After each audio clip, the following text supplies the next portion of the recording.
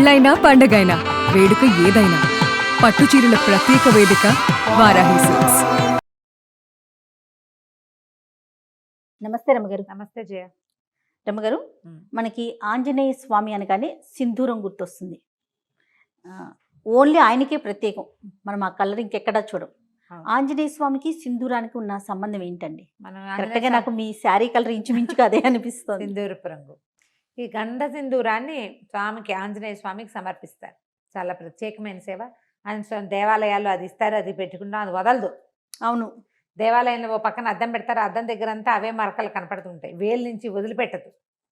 నూనె వేసి రంగరిస్తారు, నువ్వుల నూనెతో రంగరిస్తారు. దీనికి పురాతన కాలం అంటే మనకు తెలిసి మన తాతల నాటి నుంచి కూడా ఆంజనేయ స్వామికి సింధూరానికి అవినాభావ సంబంధం ఉంది. ముందు కాలంలో ఏం చేసేవారో తెలియజేయ. అసలు ద్వాపర యుగంలో ఆంజనేయ స్వామికి ఏదైనా పూజ చేశారు అనే పాయింట్లు కూడా మనం వినాం. మహాభారతమే కదా మనకి ద్వాపర యుగంలో ప్రమాణం. మహాభారతంలో కానీ భాగవతంలో కానీ ఆంజనేయ స్వామిని పూజించిన ప్రస్తావన రాదు. ఒకే ఒకసారి ఎక్కడొస్తుంది, ఈయన సౌగంధికాపహరణం కోసం వెళ్తాడు భీముడు. అప్పుడు ఆయనకి ఆ గంధమాదన పర్వతం మీద ఈ ఆంజనేయ స్వామి కనిపిస్తారు. అప్పుడు ఈయన వీళ్ళిద్దరూ ప్రార్థిస్తే అప్పుడు ఆయన ఆంజనేయ స్వామి ఏమన్నాడు, ఆయన భీముడి ప్రార్థనను అనుసరించి వచ్చి మీ రథం మీద కేతనంగా ఉంటాను అని చెప్పాడు. అర్జునుడి రథానికి జెండాగా ఉన్నాడు. జెండాపై కపిరాజు పద్యాలే ఉన్నాయి. అవును, ఆ కపిరాజు యుద్ధంలోనే కాకుండా వీళ్ళు మన విరాట పర్వంలో అర్జునుడు బృహన్నల వేషం నుంచి అర్జునుడి రూపంలోకి వస్తాడు కదా, అప్పుడు వచ్చి బృహత్ కపి వచ్చి కూర్చున్నాడు రథం మీద అని చెప్తారు మహాభారతంలో. కపి వచ్చేసాడట, ఆంజనేయ స్వామి వచ్చి యుద్ధం అనగానే అర్జునుడి రథం మీద ఉండాలి, వచ్చి కూర్చున్నాడు అని చెప్తారు. అవి తప్ప ఆంజనేయ స్వామి సేవాకాలాలు మనం అసలు చూడం. కానీ మనకి కలియుగంలో మన ముందు తాత ముత్తాతల నాటి నుంచి ఆంజనేయ స్వామిని సేవించడం ఉంది. కాలక్రమంగా రకరకాల కథలు వెలుగులోకి వచ్చాయి. పరాశర సంహితలో ఒక ప్రత్యేకమైన కథనని చెప్తారు ఆంజనేయ స్వామి సింధూరము కాంబినేషన్ మీద. ఎందుకు వీళ్ళిద్దరికీ ఈ సంబంధం ఉంది అని. మన రావణ వధ అనంతరం పట్టాభిషేకం జరిగింది సీతారాములతో పాటు. ఆంజనేయ స్వామి కూడా వీళ్ళంతా వచ్చారు. ఓకే, ఆంజనేయ స్వామి, సుగ్రీవుడు, తార, అంగదుడు, రుమ వాళ్ళే కాకుండా మళ్ళీ విభీషణుడు, జాంబవంతుడు అంతా కూడా శ్రీరామ పట్టాభిషేకం చూడడానికి ఇక్కడికి అయోధ్యకి తరలి వచ్చారు. చాలా కాలం ఆంజనేయ స్వామి సీతారాముల సేవలోనే ఉన్నాడట. అయితే ఒకనాడు ఆయన వచ్చేసరికల్లా సీతాదేవి సింధూరం పెట్టుకుంటాం, బొట్టు పెట్టుకుంటుంది. అప్పుడు పాపిట్లో బొట్టు, సీమంతంలో బొట్టు పెట్టుకోవటం మన విధానం కదా.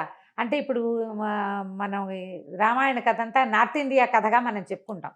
వాళ్ళకి పాపిట సింధూరం చాలా ముఖ్యం ఆ ప్రాంతం వారికి. బొట్టు పెట్టుకుంటుంటే ఈయన అడిగాడు, అమ్మా ఈ సింధూరం ఎందుకు పెట్టుకుంటున్నావు నువ్వు అని అడిగితే సీతాదేవి చెప్పిందట, రాముడు అత్యంత ప్రీతిపాత్రుడుగా ఉంటాడు, ఈ బొట్టే రాముని యొక్క ప్రీతి, ఆయనకి ఇష్టం. రాముడు ఎక్కువ కాలం, చాలా కాలం చల్లగా ఉండటానికి ఈ బొట్టు పెట్టుకుంటేనే ఆయనకి మంచిది. రాముని ప్రేమ, దానికి కారణం ఈ బొట్టు అని చెప్పింది. ఈయన ఆలోచించుకున్నాడు, ఈవిడ ఒక్క చిటికెడు బొట్టు పెట్టుకుంటేనే ఈవిడ తప్పిపోతే రాముడు ఎంత దుఃఖపడ్డాడు. ధీరోదాత్తుడైన వాడు, మామూలు వాడు కాదు, మహావీరుడు.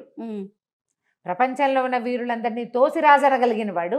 ఆమె లేకపోతే ఎంత దుఃఖపడ్డాడు. అంత ప్రీతి, చిటికెడు బొట్టుతోటి అంత ప్రీతి వచ్చింది, అంత ప్రేమ భార్య అంటే.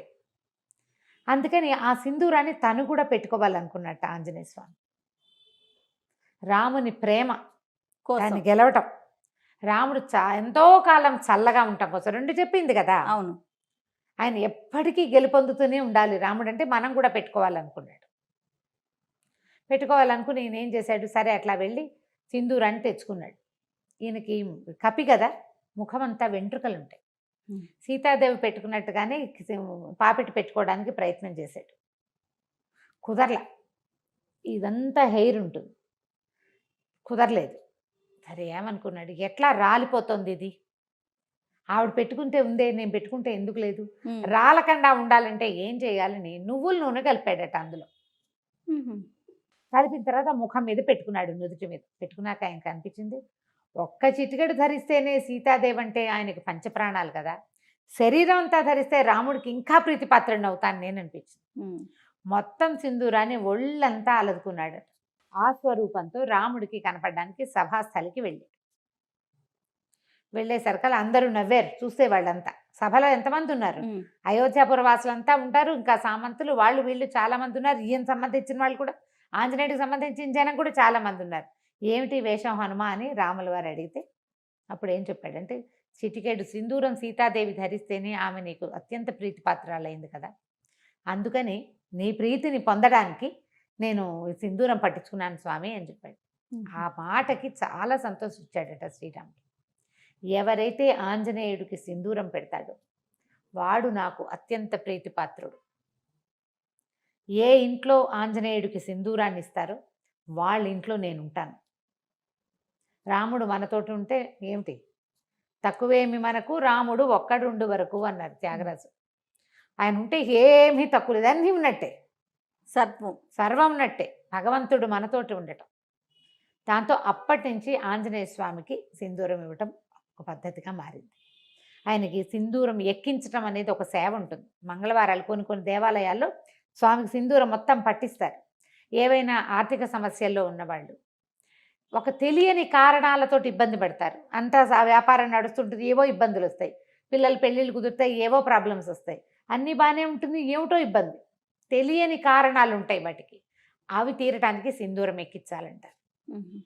అవి ఎక్కించడానికి ఏం చేస్తారంటే ఒట్టిగా పొడి సింధూరం కాకుండా దాంట్లో నువ్వుల నూనె కలుపుతారు. నూనె కలిపిన సింధూరం ఇంకా వదిలిపెట్టదు, అందుకే అది జిగురు.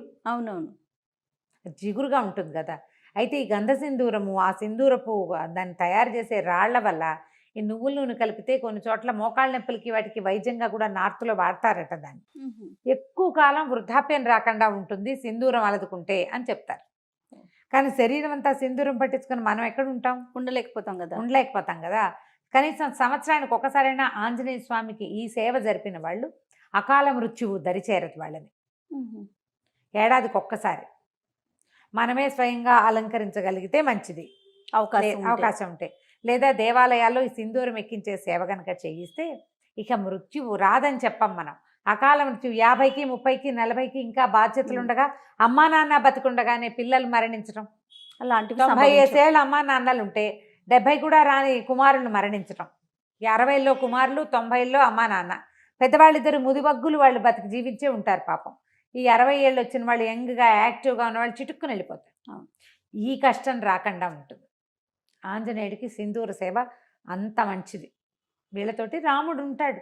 మామూలుగా మనం ఏం చెప్తాం, సహస్రనామాలకు తుల్యమైంది రామనామం. అదే కదా, శ్రీరామ రామ రామేతి రమే రామే మనోరమే సహస్రనామ తత్తుల్యం రామనామ వరానని. ఒక్క రాముడనే నామమే 1000 నామాలకి సరిపోతుంది. ఇంతకీ ఈ 1000 నామాలు ఏమిటి? 1000 రామనామాలు కాదు, 1000 వేరు నామాలు. విష్ణువు యొక్క అనంత శక్తిమయాలైన 1000 పేర్లకి ఒక్క రాముడనే పేరు కరెక్ట్ మ్యాచింగ్, దానికి తుల్యమైనది. అలాంటి రాముడు మన పక్కన ఉంటాడు. అందుకని ఆంజనేయ స్వామికి ఈ సింధూరం ఎక్కించడం ఒక పద్ధతిగా మారింది. మనం ఇటీవల కాలం మనకు దగ్గరలో కూడా ఆంజనేయ స్వామికి ఏముంది, ఆయన ప్రతి వీధికి సందుకి దేవాలయాలు ఉంటాయి. అవును, ఫలానా చోటే సింధూరం ఎక్కించాలి అని పెట్టుకోకుండా ఎక్కడ కుదిరితే అక్కడ తమలపాకులతో సేవ చేయించడం, తమలపాకులు ఆకుపూజ చేస్తారు కదా, ఆయన ప్రీతి. తర్వాత ఈ సింధూర సేవ, ఇది కనుక చేయిస్తే చాలా విశేషమైన ఫలితం లభిస్తుంది. తప్పకుండా. నమస్తే. నమస్తే.